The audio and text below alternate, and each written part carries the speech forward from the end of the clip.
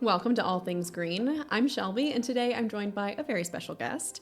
Dan Brown is one of the founders of Rust Belt Riders and an Echoing Green Climate Fellow. Dan, welcome to the show. Thank you so much for being here. Yeah, thanks for having me. Can we start by just learning a little bit about you, whatever you feel like sharing with me? Yeah, I like to say that I'm a left-handed dyslexic middle child. So perfect. I'm I just learned a lot. perfectly weird and see the world in my own sort of unique and bizarre way. I love that. Are you from Cleveland originally? I am. I grew up in South Euclid on the east side of Cleveland. I went away to DePaul University for college, and Cleveland called me right back after finishing up school there. As it does. Sure does. Yeah. Well, tell me a little bit about Rust Belt Riders. That's the primary gig I think we're here to talk about, although I'd like to hear more about that fellowship as well. Tell me what Rust Belt Riders is, what inspired the founding. Yeah, so Rust Belt Riders is a worker-owned social enterprise that helps businesses, communities, and individuals divert food resource from going to landfills. Project Drawdown is like one of those fantastic resources that looks at all of the potential solutions to the climate crisis. Mm-hmm. And among the top is keeping food out of landfills. So when food goes to landfills, it emits methane. Methane is a very potent greenhouse gas that accelerates climate change. And so by keeping food out of landfills, we not only avoid those harmful methane emissions, but we also have the opportunity to create carbon-sucking compost that can be applied on agricultural lands. That sounds great. And I mean, I know it is great. I'm a participant. Awesome. Really excited about it. It was one of the things I was most excited about when I bought my own house, was to be able to compost again more easily. Awesome. You said that Rust Belt Riders is worker-owned. So does that mean that Rust Belt Riders is a for-profit business? Yes. So we are a decidedly for-profit social enterprise. So we believe that we can maximize our good by being in business, right? Mm-hmm. So I think that unfortunately, lots of nonprofits that exist in this space are often competing for similar grant funding. Yeah. By having a revenue model, we're less reliant on the whims of philanthropy or government incentives, and instead have made ourselves resilient to sort of the ebbs and flows of the economic conditions. And so I think like a really interesting example of our being able to weather that was sort of COVID, right? Yeah. We primarily started by offering our services to businesses, and then one day all businesses were closed. And had we not begun making soil and dipping our toes into the water of offering our services to residents, we would have been out of business. And I think that being a business comes with its own unique sets of challenges. I think that lots of businesses as they are run today can be devoid of morals and values. And I think that we're trying to inject this idea of like how you do your work is just as important as the work that it is you're doing. Mm-hmm. And so I think we're really just trying to like disrupt and sort of shake up what it means to be a business. Because we don't sit comfortably either in the like venture capital space of for-profit world startup stuff, nor do we sit comfortably in the world of like meager nonprofit life either. Yeah, absolutely. As someone in that meager nonprofit life, I totally see where you're coming from. Yeah. Both have their roles to play. They absolutely do. I'm curious about, you talk about social enterprise. There are some organizations that have certifications. Like, is there anything that you guys either have or are working towards? So you just feel pretty good about that as like this is what we know we are, without any labeling. Yeah, I mean, I think that by most measures, I think we check all of the boxes that like we could be a B Corp, though Ohio does not recognize B Corps legally. Good to know. As a like formal entity structure, you can still get certified, and I would encourage any business to do that. But I think that like at the end of the day, we weren't hearing from our clients or our community that like us being a B Corp was necessarily like super important. We have maybe spent a borderline unreasonable amount of time thinking about how we want to operate, but I think it's been through that grappling with what kind of business do we want to operate that has really led and informed a lot of the things that we've done. And so 2 years ago, we went from a 2-member LLC to a worker-owned enterprise. That was a 3-year process of meeting with all of our staff members to understand the ins and outs of what ownership wanted to look like for them, what participation in the organization could look like. And so we got to work with this amazing attorney out of Colorado, Jason Weiner, who specializes in co-op law. And really just, I think that we tried to embed our values into our operating system so that and that makes us attractive to a lot of different people and potential investors, and also makes us like a third rail to others. And so I think that, we wanted and to this day really try and emphasize that like we want to operate in a way that like we want the world to look like. And so to us, that means democratic participation, shared decision making, that there is more wisdom in the masses than in just individuals. And so when we get to do that, I think it's really special, and we get to learn from and with businesses in different sectors that can inspire us. Awesome. When you say work your own, tell me what that looks like in practice. Yeah, so everybody that works at Rust Belt Riders, and there are now like 35 of us, congratulations, which is kind of insane. Everyone has an opportunity to become a worker owner. We have set forth a sort of benchmark or criteria for what you need to achieve in order to be up for consideration to worker ownership. Today we have 17 worker owners. And so you must have worked 3,000 hours with the company and bought into a share of a Class A share. What that materializes in is that you can then vote on board representation. So there is a board comprised of a supermajority of worker owners, and they really just dictate sort of like broader strategic level decisions. Do we want to take on debt? Do we want to buy land?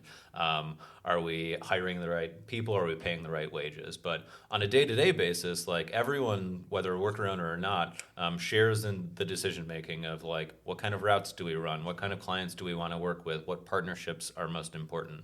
We have transparent bookkeeping. We have we really strive to not have hierarchy and to not have bosses. And we think that by doing that, everybody takes greater ownership of the work that they're doing because like they own it, right? Yeah. Or the goal can be that they own it. And so there's some upside to that, as well as risk, obviously, to owning anything.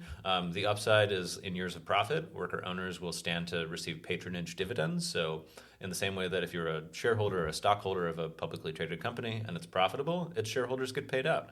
Similarly, if you're a worker owner at Rust Belt and we have gobs of profits, there will be profit sharing for you, right?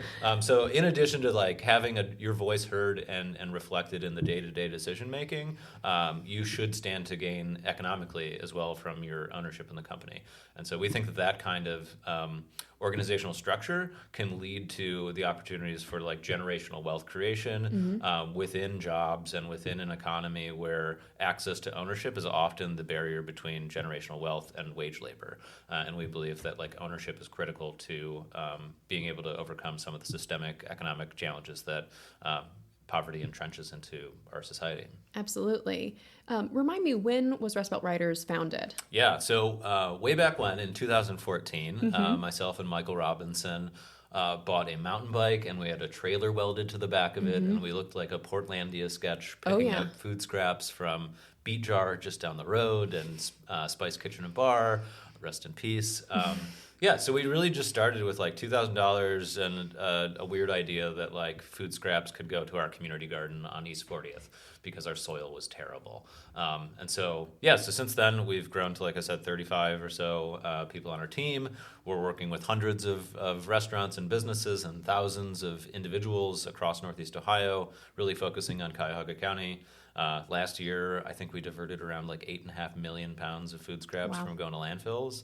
And this year, we have just begun crunching the numbers, but we suspect it's going to be probably closer to 10 million. So, wow. I'm looking forward to seeing those results.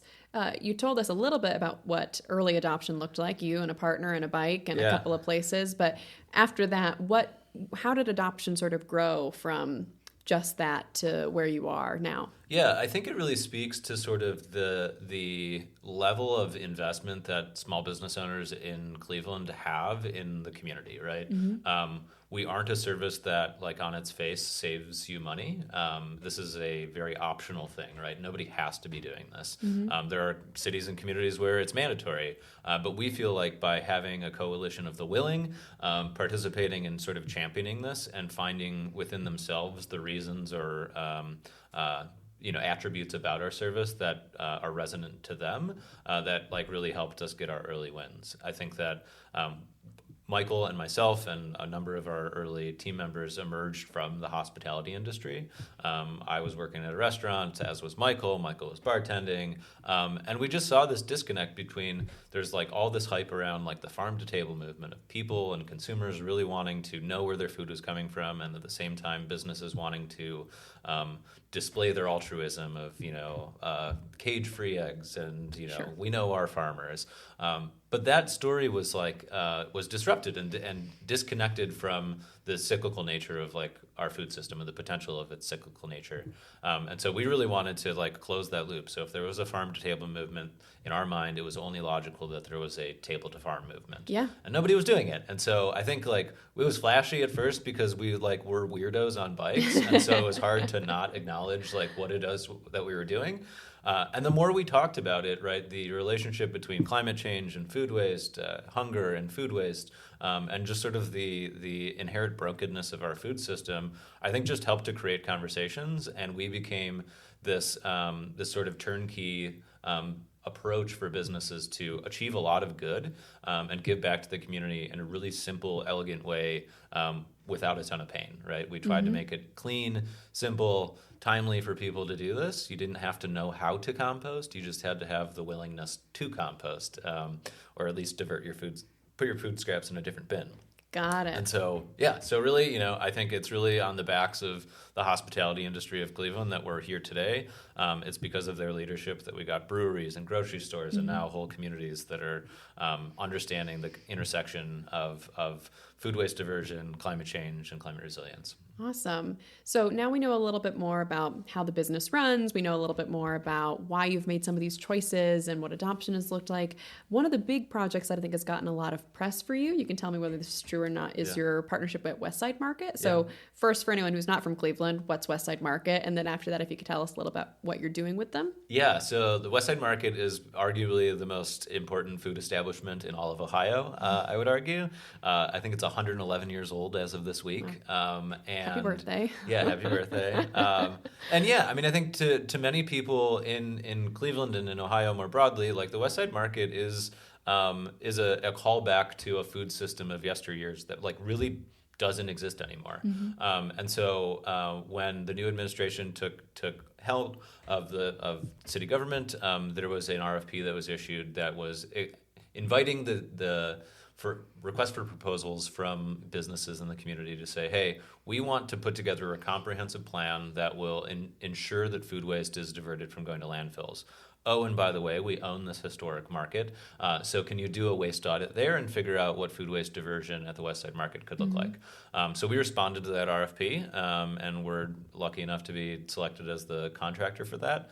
That was a roughly 12-month contract where we got to work hand in hand with vendors that have been to the Westside Market for longer than I've been alive, and really got to learn a lot about what they were doing at the market to reduce food waste from happening in the first place, and then inject this kind of new idea and new practice to the market. And so it required a lot of coordination. We got to develop new partnerships and strengthen existing partnerships. So we worked with the Hunger Network of Greater Cleveland to do some food rescue, which for those that aren't aware is the act of capturing food that is still fit for human consumption and redirecting it to people who are in need. And for anything that wasn't fit for human consumption, that would go into our system to be composted. We had weekly office hours with market vendors, and that was super successful, so much so that like the city renewed the contract with us after our pilot ended. And so we're looking forward to working with the new nonprofit ownerships or operators at the market to see that that's part of ongoing operations. But the second part of this, I think, is actually the more exciting. Not to say that the work at the Westside Market wasn't cool, but the roadmap that we got to develop, I think, is going to prove to be, I think, very catalytic in how the city and the county can approach solid waste management in a different way, leaning in towards circularity, leaning into nature-based solutions as a way for us to achieve our climate goals. And so that roadmap really sought to lay out a plan that would allow every Cleveland resident reasonable access to diverting food scraps from landfills. We have a recycling challenge. We have a landfill challenge in the city, but there isn't much pressure you can put on a global commodities market in the realm of aluminum or glass or cardboard, right? Sure. It's like pushing on a string. But what you can do is incentivize and remove barriers from residents for food waste, because everyone encounters food waste. Food waste is a thing that kind of has to and is best managed at a local level. And so what our roadmap laid out was a way to deploy and expand our current drop-off infrastructure to ensure that upwards of 90% of all Cleveland residents will have access to a drop-off location within a 15-minute walk of their home. In addition, we recognize that geography isn't the only barrier, so too are economics, and so our drop-off and pickup program have a recurring monthly cost. But Cleveland is one of the poorest big cities in the United States, and so we didn't want this to be a service limited to people of means. And so we, working with the city of Cleveland, responded to a USDA grant and EPA grant that seeks to bring catalytic funds to accelerate food waste diversion. And so through that application, we're trying to bring this roadmap to life. And if it comes to fruition, the city will house a scholarship fund that would allow SNAP-eligible families to participate in our drop-off program at no cost. And the idea there would be that we can start to actually measure and make meaningful change on overall diversion of food waste from landfills. So I mentioned earlier that last year we diverted like 8.5 million pounds of food scraps from landfills, and that was largely from Cuyahoga County. We estimate that that's like less than 1% of all food waste in Cuyahoga County. So as much work as we are doing, we are barely scraping the surface, and we need government to play a more active role in what is essentially an infrastructural level challenge and a sort of utility level challenge of treating food like the resource that it is, on par with like waste water treatment and electricity and internet.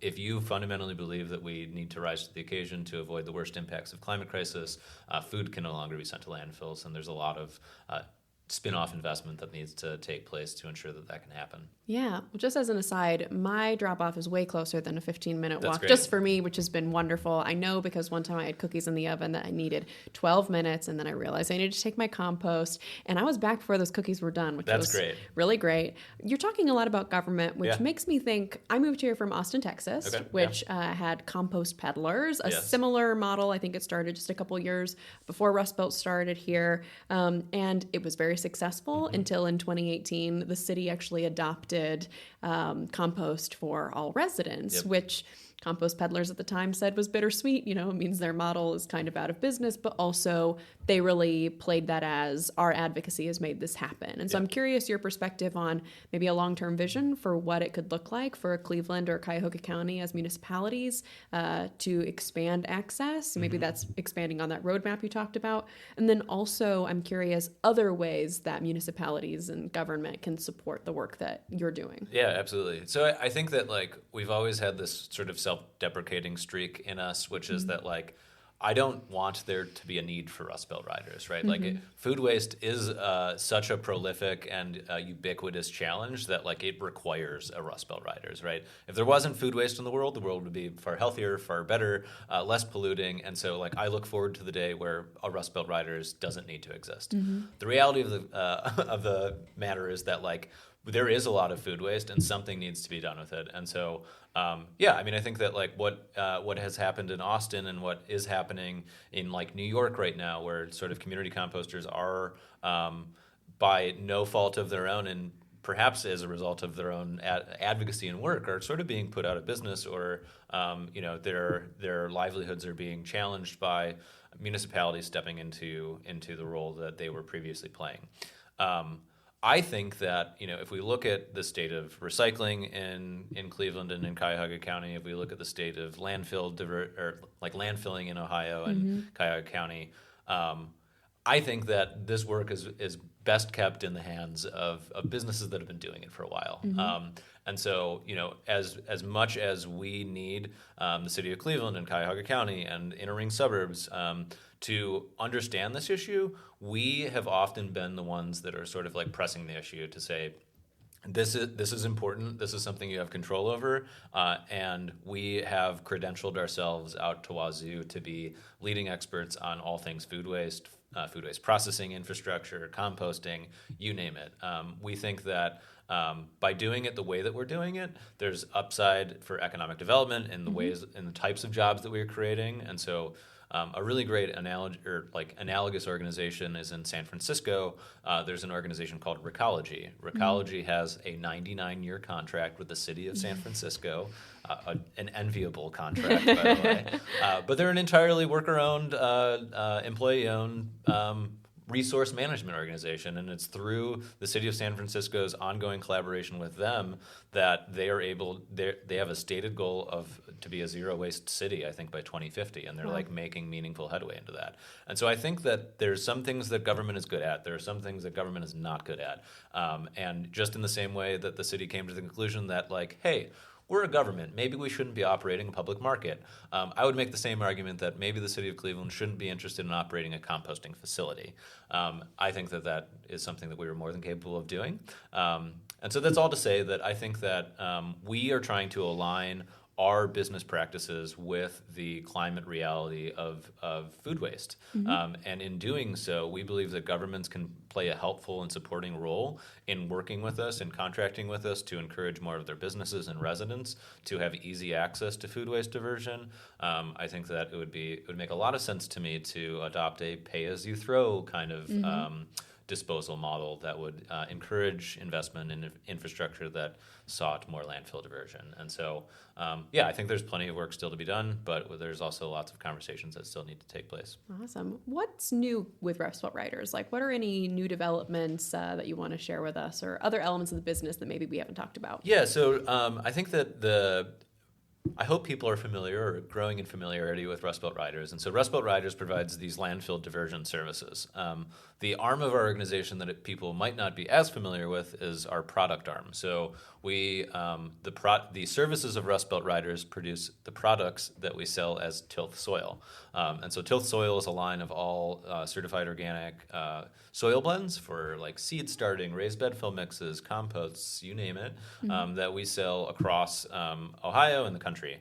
The goal there is that we believe that the sort of linkage of urban resource in the form of food scraps can actually be the fuel that helps to stabilize and support local food systems. And so by linking this like value-added product that is really high in nutrients, can sequester lots of carbon, we have the ability to have some really interesting conversations with stakeholders that are not in Cuyahoga County, but whose work and whose labor feeds Cuyahoga County. And it's that kind of circularity that I think is really fascinating, particularly because we need more rural communities to get on board with the reality of the climate crisis. Yeah. And often a really easy way to do that is through nature-based solutions. So smart farming, modern agricultural practices that use low or no-till practices have a tremendous opportunity to sequester a ton of carbon if soil science is sort of applied rigorously. And so, years ago, not too long ago, like we saw these algal blooms pop up on the western basin of Lake Erie. And that's almost a direct result of artificial phosphorus application. Artificial phosphorus application, by the way, that would not be needed if we had higher organic matter content in our soils. And so we really think that Tilth Soil can be a playbook and a tool for other community composters across the country to create a value-added product from the labor and services that they're providing back to their community.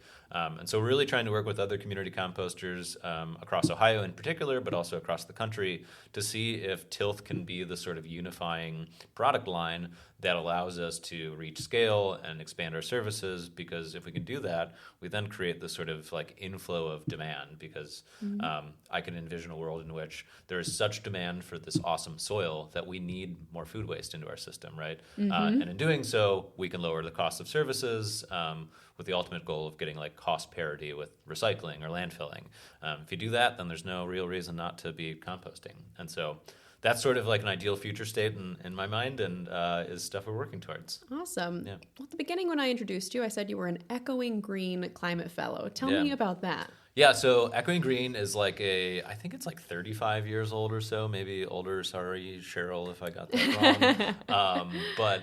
It's like it's a amazing community of social entrepreneurs working on like big, hairy, challenging problems all over the world. And so my business partner Michael and I, we threw our hats in the ring to for this really prestigious fellowship, and not really knowing if we would have any chance. And so so we were named like Echoing Green Climate my fellows. This was probably 3 or 4 years ago, maybe 4 years ago. Time is elusive to me as a result of COVID. And so we get to be in community with folks in India and in Mumbai and like all over the world working on like really entrenched challenges related to any number of issues, from like criminal justice reform to climate work. And so we've got to meet some of the like coolest people across the world working on really, really difficult challenges. And so it's through that network that we've been able to leverage partnerships to sort of kick open doors that have allowed us to continue to grow and expand our reach. Awesome. Well, I'm looking forward to seeing what's next for Rust Belt Riders as you guys continue to grow and expand and reach more and more people in Northeast Ohio. It's been so wonderful to talk to you, learn more about the business and sort of where you're coming from. Do you have anything that you want to plug so people can find Rust Belt Riders or you later on? Yeah, I'd love that. Okay. You can find more about Rust Belt Riders by visiting rustbeltriders.com. And if you need soil, visit tilthsoil.com. And if you happen to know by some miracle the kind of soil that you need for next year, we're doing a pre-sale that gets you 10% off all of our soils. All right. And if you'd like to stay connected to our show, be sure to follow us on TikTok at ATG Show. And if you'd like to rewatch full episodes, including this one, check out our YouTube channel, All Things Green Show. You can find all of our sources from today's episode, including the links that Dan just mentioned, in our show notes. All Things Green will be back at the same time next week. Thank you, and thank you, Dan, for being a part of the global sustainability movement. Thanks.